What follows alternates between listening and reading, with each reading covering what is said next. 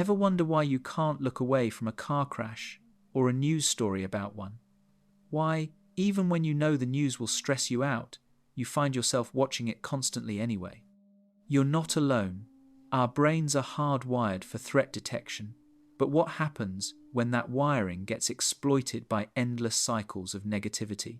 Today, we're uncovering the unsettling truth about why you're addicted to bad news.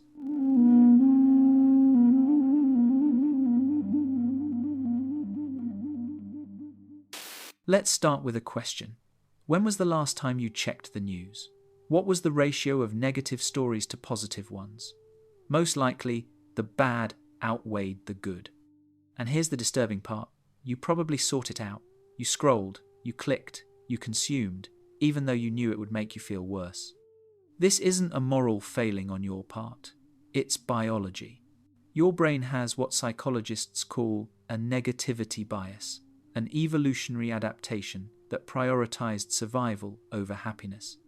For our ancestors on the savannah, noticing the rustling grass that might contain a predator was infinitely more important than noticing a beautiful sunset. The humans who were attentive to threats survived to pass on their genes. The optimists who stopped to admire the view sometimes became lunch. Fast forward thousands of years, and you're carrying around this ancient threat detection system in a world that's radically different. You're not scanning for saber-toothed tigers anymore, but your brain is still wired to prioritize negative information over positive. Neuroscientist Rick Hanson describes this perfectly. Your brain is like Velcro for negative experiences and Teflon for positive ones. Bad news sticks. Good news slides right off. This wouldn't be a problem except for one thing. The media knows this about you. News organizations, social media platforms, content creators, they've all figured out that negativity captures attention. Fear keeps you scrolling. Outrage keeps you clicking. Anxiety keeps you coming back for updates. And in a world where attention equals revenue, your negativity bias has become someone else's business model. Let's talk about what psychologists call mean world syndrome. This term was coined by communications researcher George Gerbner in the 1970s. He found that people who consumed large amounts of television news consistently overestimated the prevalence of crime, violence, and danger in the world. They believed the world was significantly more dangerous than it actually was, and this belief shaped their behavior, their choices, their entire worldview. This phenomenon has only intensified in the digital age. We're not just passively watching the evening news anymore. We're actively seeking out information 24/7 on our phones, our computers, our tablets. We get push notifications for breaking news. We scroll through disaster after disaster on social media. We listen to podcasts dissecting every crisis. The result? We're marinating in negativity to an unprecedented degree. Here's what this constant consumption of bad news does to your brain and body. First, it activates your stress response. When you read about a crisis, watch footage of violence, or consume political outrage, your amygdala, the brain's alarm system, lights up. It doesn't distinguish between a threat you're reading about and a threat you're facing directly. Your body responds with cortisol and adrenaline, preparing you for fight or flight. The problem is, there's nothing to fight or flee from. You're sitting on your couch or lying in bed, but your body is in emergency mode. This happens dozens, maybe hundreds of times throughout your day. Every alarming headline, every disturbing video, every outrage-inducing tweet triggers this cascade. You're experiencing chronic stress activation without any release. Over time, this rewires your brain. The neural pathways associated with threat detection get stronger. You become hypervigilant, scanning constantly for danger. Your baseline anxiety increases. You start seeing threats everywhere because your brain has been trained to expect them. This is how news consumption literally changes your neural architecture. Second, bad news consumption creates learned helplessness. This is a psychological state where you feel powerless to change your circumstances. When you're bombarded with global crises, political dysfunction, environmental catastrophes, social injustices, the scale of the problems feels overwhelming. You're one person. What can you possibly do about climate change, war, pandemic, economic inequality? So you don't do anything. You become paralyzed. You consume more news, maybe thinking that staying informed is a form of action, but it's not. It's avoidance masquerading as engagement. And the more helpless you feel, the more anxious you become, which drives you to consume even more news in a desperate attempt to regain a sense of control. It's a vicious cycle. Third, constant negative news consumption erodes your compassion. This might seem counterintuitive. Wouldn't exposure to suffering make us more empathetic? Initially, yes. But research on compassion fatigue shows that prolonged exposure to others' suffering, especially when we can't meaningfully help, actually decreases our empathetic response. Your brain has finite resources for emotional processing. When you're exposed to tragedy after tragedy, crisis after crisis, your system becomes overwhelmed and starts to shut down emotionally. Psychologists call this psychic numbing. You stop feeling as much because feeling too much would be unbearable. Ironically, your consumption of news about suffering makes you less able to respond compassionately to actual suffering in your real life. Fourth, bad news consumption fuels tribalism and polarization. Most news today isn't just negative, it's also designed to make you angry at a specific group of people. This activates your tribal instincts. You're not just learning about problems, you're learning who to blame for them. This creates an us versus them mentality that fragments communities and makes collaboration impossible. When your media diet consists primarily of content that confirms your existing beliefs and demonizes those who disagree, you lose the ability to see nuance, to hold complexity, to recognize shared humanity.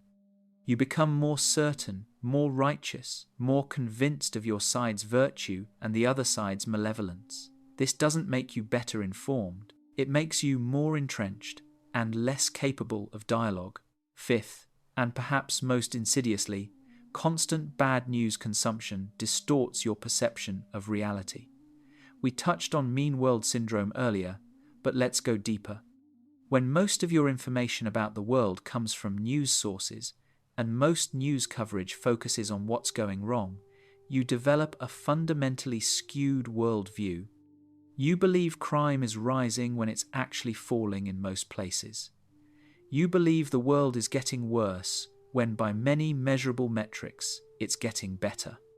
You believe conflict is everywhere when most human interactions are peaceful and cooperative. You're not seeing reality.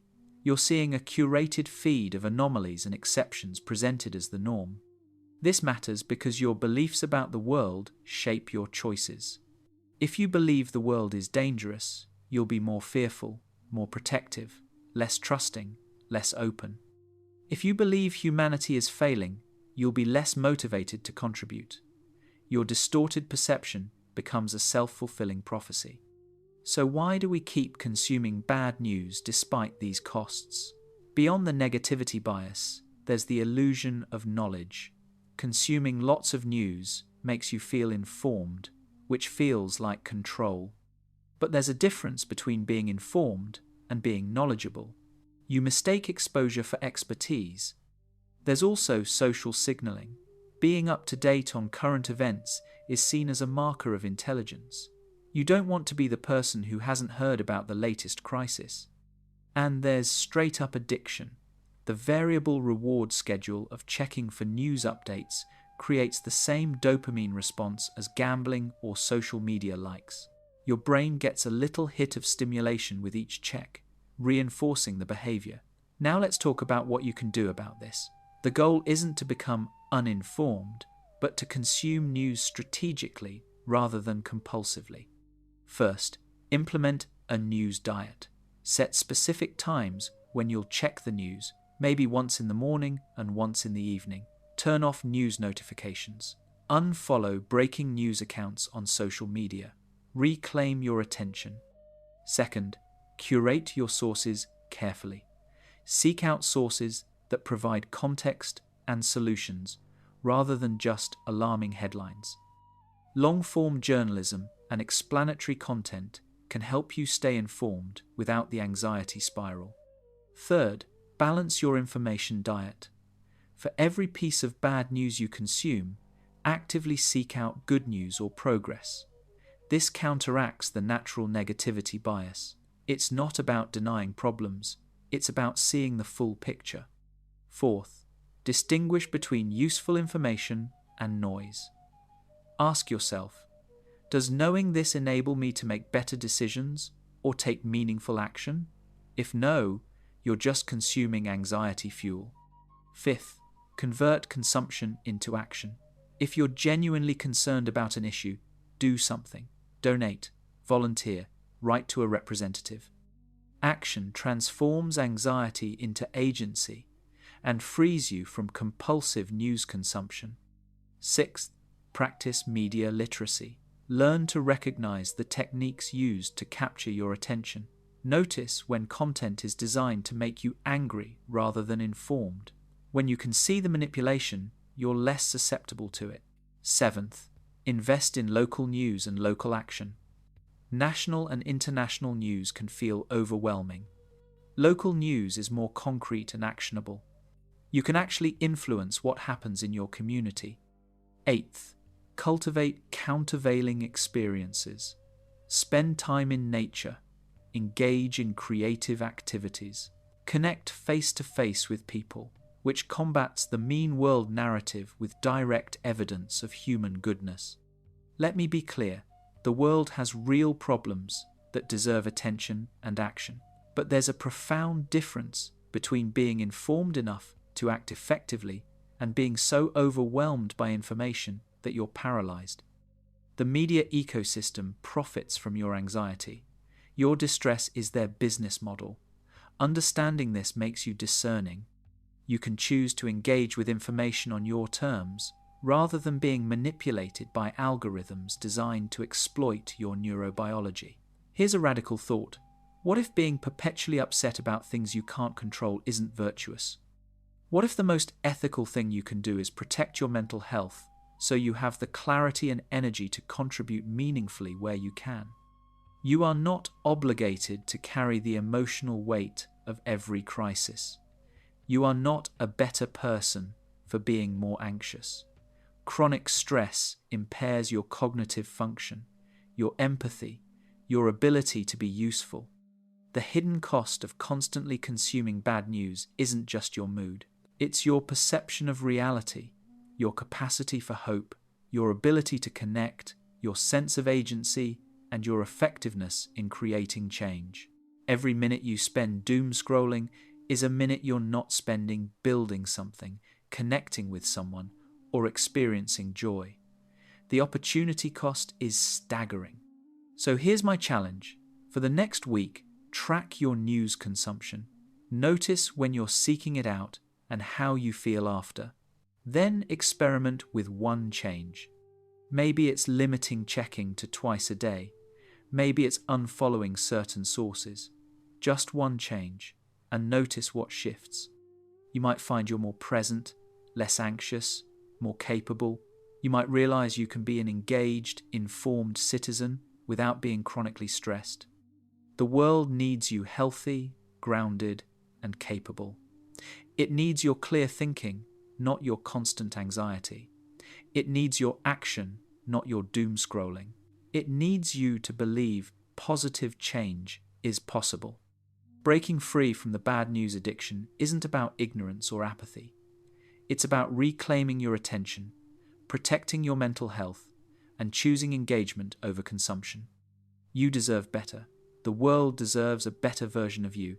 Start today. Take back your attention. Consume intentionally. Act locally.